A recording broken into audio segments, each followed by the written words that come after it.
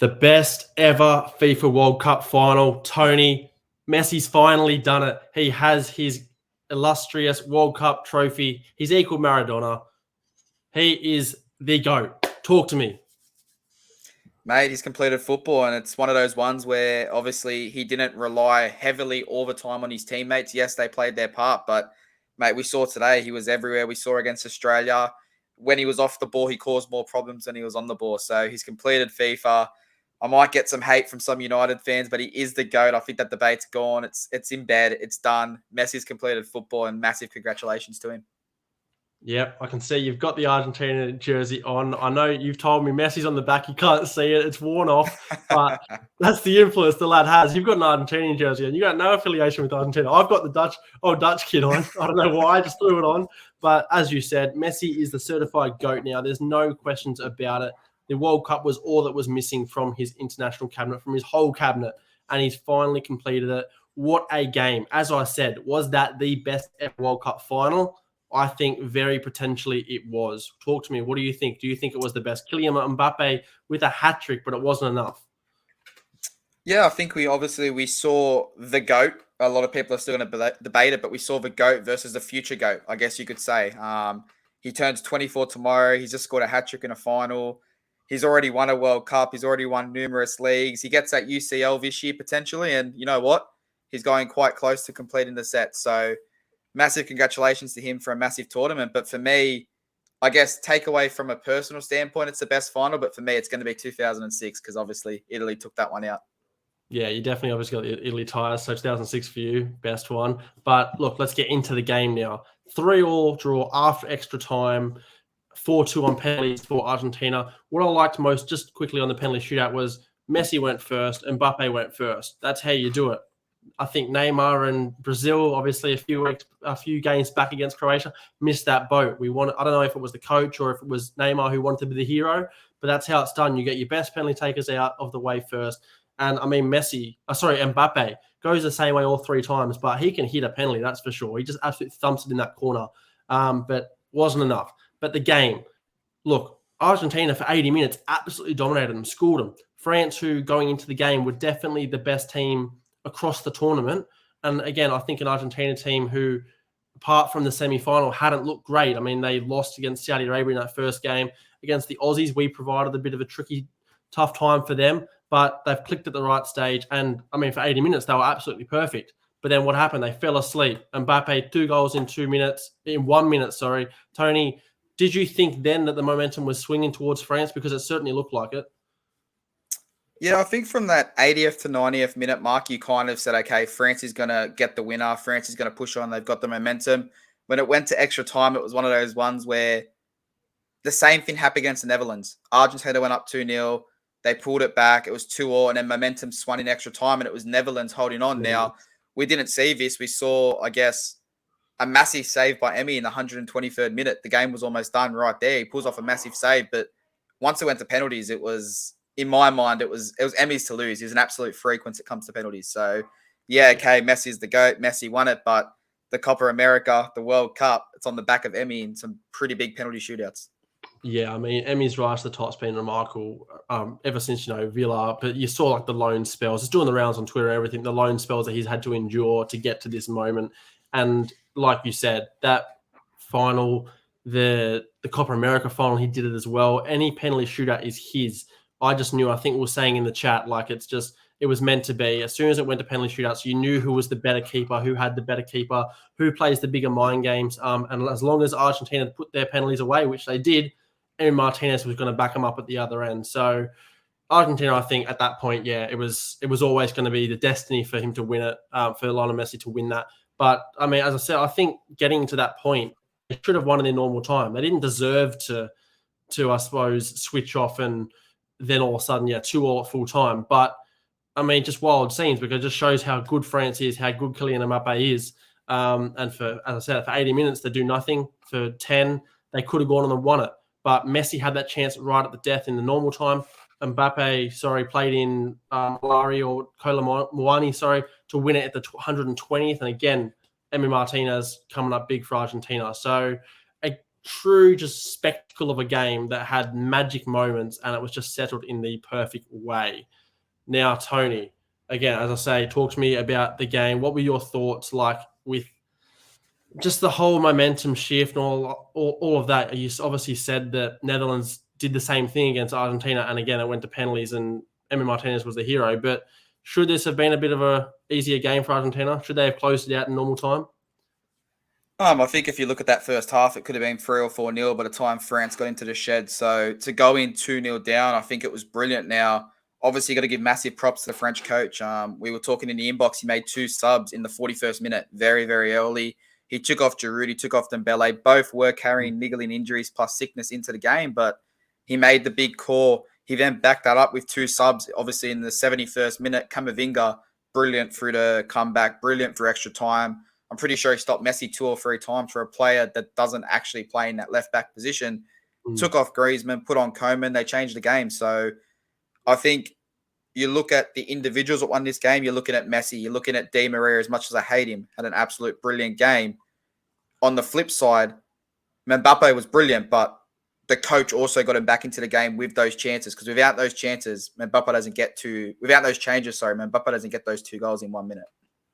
Absolutely right. I mean, like you said, the changes made the most. I was pretty surprised. You were pretty surprised when Olivier Giroud was taken off. I thought, he's a big game player, but I mean, coaches make decisions, and sometimes they came off. And for me, it did come off at the time. I mean, then they woke up a bit later into the second half, but it still kind of provided that shock. And Kingsley Coman, huge against England when he came off the bench there, and then huge again in this game. Unlucky for Kolo Muani to not finish that 120th minute chance. Probably if that was Mbappe, it goes in. If someone with a bit more composure on the world stage, Messi obviously scores that. But I think just the adrenaline got to him. He just shot, and obviously Emi Martinez with a wonder save. But now France know how Australia feels. They know how Australia feels. The same thing happened. So they know how it feels. That's it. But yeah, any other day, I mean, France probably win this. I think if you look at lineups and whatnot, and the teams on paper and the teams over the course of the tournament, France probably win this about 7 out of 10 times. But Messi has that spark. It just seemed like it was ruining the stars for him to win it. And I mean, he did. Now, talk to me about Golden Boot race, because I was absolutely ripping my hair out in the chat. For anybody who wants context there, I had Messi as top goal scorer. Obviously, he went up. He was on 6. Mbappe was on 5 or going into the second half, I suppose he scored early, and then all of a sudden Mbappe two in a minute had me tossing my hair out, couldn't cash me bet out. Messi goes up again, scores, and then Mbappe goes and scores again, and just I couldn't believe it. But for Mbappe, 12 goals, so he got 8 goals in this World Cup. That's the equal most someone's got in a World Cup, I believe, since it's been at this format and whatever. Equal Ronaldo in 02 or 98. 12 goals in 14 World Cup appearances for Mbappe. He's only, like you said, 23, turning 24 tomorrow. I mean, he's going to break the all-time record. He's only 4 behind, and he's going to have another 2 World Cups, surely. Yeah, I think, like I said at the start of the podcast, it's the future GOAT. Now, we can talk about there's not going to be another player like Messi, like Ronaldo. Okay, cool. But if you look at the stats, he's ahead of where they were at this age. Now, yes, he's playing in a stacked team, but does that really matter? Like, if he ends up going up and putting up 900 goals in his career, no one's going to look at who he plays for. They're going to look at the records he broke. So I think this was his chance to obviously show on the big stage, I am the man for France moving forward. I get Benzema wasn't there. If Benzema's there, I don't think he scores as many goals. But I also think France probably cruised through this competition and this final if Benzema was playing. So massive props to, obviously, Kylian. He stood up when his country needed him. Fell just short, but he'll be better for it. I mean, you talk about big game players. We know Ronaldo's, he goes missing here and there. Even Messi has gone missing here and there. But Mbappe, every time it's on the ball stage, it's the biggest moment for him. He scores. He provides that spark. He did it in, how old was he in the World Cup just prior? 19. So he did it. He scored there. He scored a hat-trick here, which is just remarkable. Like, he is the man for the big occasion, and he doesn't shy away from it. He loves it. He loves the world stage. And he's going to go on to break the record. Like you said, he's probably going to go on to score over 900 goals, whatever he wants. He could score more than Ronaldo in, overall, and then be the greatest goal scorer of all time. It's in locker, but he has one World Cup now. He's still chasing the Champions League trophy. Messi probably wants another one to finish his kind of career off. Does he retire after this? Who knows? But how do they work at PSG now? I mean, is there going to be some sort of divide? Is it going to be a bit of an anger towards each other, or is it just better man on the day one, and it's kind of you put its country in front of your club? Well, I mean, he pretty much owns the club, doesn't he? So does Messi still have a job? Exactly. Do we know that yet? Has that been reported yet? No, I think, like you said, there might be a bit of tension. There might be a few little niggling jokes from Messi here and there. He might rock up with the trophy. Who knows? But I guess for Kylian, it's going to hurt. They'll have some time off. I think their benefit is if they take a few weeks off now to recover, they're probably still going to win the league by 25 points anyway. So they'll rest them. They'll get them ready to go for the Champions League. That's what they're going to aim towards. And you know what? For them, Mbappe's probably like, you pissed me off. Win me a Champions League, and we can call it even. All right, let's go from there. I think. Look, Mbappe obviously comes across as a bit of a spoiled brat. I don't think Messi walks into PSG and says anything about the World Cup. As soon as he sees Mbappe walk into the room, he's zip tight. I mean, I think he'd be speaking about Neymar, but as soon as Mbappe walks in, he's not saying a word. Mate, let's talk about McAllister, mate. McAllister's going back to Brighton with a World Cup trophy. How about that one? Well, that's it. I mean, McAllister going back to Brighton with the World Cup. Emma Martinez going back to Villa. Both of them, I mean, the first for their clubs to win a World Cup. And it just shows that, like, there's sparks there. McAllister, he played a brilliant game. He obviously got the assist for Di Maria's goal. And it just shows, I think Argentina are a decent side. But, I mean, without Messi, I can't see them doing much moving forward, whereas I think France overall are stacked. And look, I want to talk now quickly on Benzema. You mentioned it a little bit prior. If Benzema's there, they win. He had the option to go and link up for the final. He rejected it. He even rejected the president of France's invite to come and watch the final.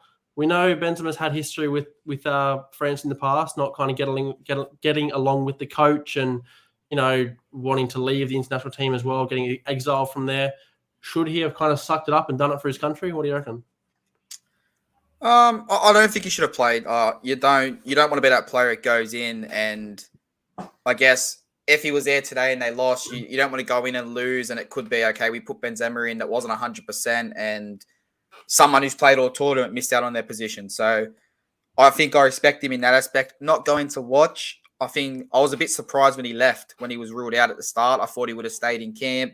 Well, apparently he wanted to stay, and Didier Deschamps was the one that said, no, you're not fit, so you're gone. And I think that's why he's then rejected the option. Vamos Argentina then, stuff him. He wants to sub off Giroud. He wants to get rid of Benzema. Well, as I said, like, Benzema's he's a stubborn person, that's for sure. Like, all the stuff that's going on, apparently anything that Didier Deschamps said doesn't agree with. So I think that's maybe why he rejected it. But I mean, the likes of Paul Pogba and players like that were there. So would it have been good to have him in the crowd? Yes, but again, does it really matter? No. But I think you're spot on. He probably doesn't need to play. I don't think he starts the game, regardless of if he's there or not. But off the bench, I mean, he bloody would have been a good impact, that's for sure. Well, it would have been him. I mean, you could have used Giroud till halftime, give Benzema 45 minutes or even 30 minutes, and look at the difference you have. Like, it's an absolute class player, Ballon d'Or winner. He could have made the difference, but in the end, it was Mbappe's day, and Messi topped it up and took home the trophy. Yeah, look, well, that is all she wrote for the World Cup for another 4 years. Overall, was it a good tournament? You know, how obviously we're football through and through. We're watching every game we can, but overall, was it a good tournament? There's a fair few draws in there, a lot of nil-alls at halftime, not as many goals as you expect. But does this ending to it make it potentially one of the best? I think overall it was a good World Cup. We had our upsets, we had our dark horses with the runs. We had, obviously, Australia for us made it to that fin. They pushed Argentina all the way. You had the favourites crashing out in Brazil, who everyone had them dead set favourites. They're playing France in the final. As a football fan, I think the ending makes this the World Cup, I guess, everyone besides Ronaldo probably wanted. Everyone wanted either Ronaldo or Messi to come out of this with a World Cup trophy. We got one of them. We wanted both of them in the final. It didn't happen. But as a football fan, what more can you ask for? Someone's completed football. He's been there before. We've seen him cry back in, was 2010 against Germany. Was it 2010? 2014 when he lost the final, when he was in tears, to this is his redemption story. This is his last World Cup. So fair play to him. Who knows if that means he retires altogether come the end of the year, or if he just plays club football, or if he plays one more Copa America, who knows. But for Messi, it's a great send-off. he did come out and say that he wants to play some games with the World Cup emblem on the jersey. So he's not playing another World Cup. That's another 4 years away. He's already said no. But look, does he play again in 2 years' time in the Copa America and try to go back to back? Could well and truly do it, or does he just want to get a few games in that jersey, post a few pics on IG, and that'll do him. But yeah, moving forward, he's with PSG now. Can he win the Champions League there? And for me, I mean, we've seen the stats that he's putting up this year. He's 35 and he's putting up serious stats. Haaland's doing it, Mbappe's doing it, but he's doing both, assists and goals. Is the Ballon d'Or his now for next year? I mean, it's early doors, but it's his, right? He's 7th. I would say yes, unless, and this is only a big unless, Mbappe is the star and say Messi gets injured and he wins the Champions League by himself. That's the only way I can see him doing it. If not, even if they have a deep run, I think quarterfinals, semi-finals, I think it's enough with the World Cup for Messi to be given the Ballon d'Or and obviously move clear of Ronaldo in that race as well. Yeah. Look, Tony, that's all she's going to write for the FIFA World Cup. We're obviously back every single week with the Premier League. So thanks for joining me. We're going to wrap this up and we'll see you again very shortly, moving into the new year with the Premier League. Peace.